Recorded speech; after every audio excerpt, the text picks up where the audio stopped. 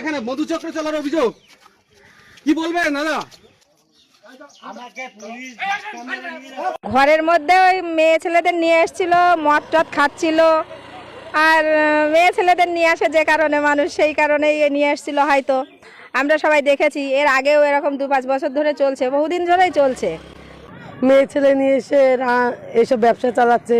আমরা পাড়ায় রয়েছি, আমাদের তো বাড়িতে ছেলে মেয়েরা আছে, এসব দেখলে আমাদের ছেলে মেয়েরা কি বা শিখবে।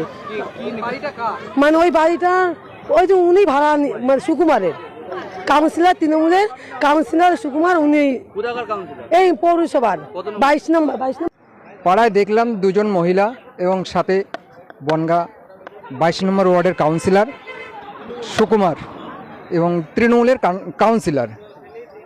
তো আমরা জিজ্ঞাসা করলাম যে মেয়ে ছেলে নিয়ে উঠেছেন কি ব্যাপার।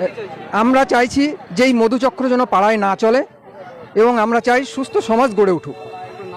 ওখান থেকে মানে গ্রাম থেকে যেটা শুনেছি, বলছে দীর্ঘদিন ধরে নাকি ওরা মধুচক্র এরকম কাজ চালায় এবং উনিও আগে পরে যায়। পুলিশ তাকে ধরে নিয়ে এসেছে, তাকে জিজ্ঞাসাবাদ চলছে। দেখুন, এখন সেই টিএমসির প্রশাসন নয়, বিজেপির প্রশাসন সঠিক তদন্ত হবে। যদি কোনো এইসব কাজের মধ্যে, অকাজ কুকাজের মধ্যে যদি যুক্ত থাকে তাহলে অ্যারেস্ট হবে।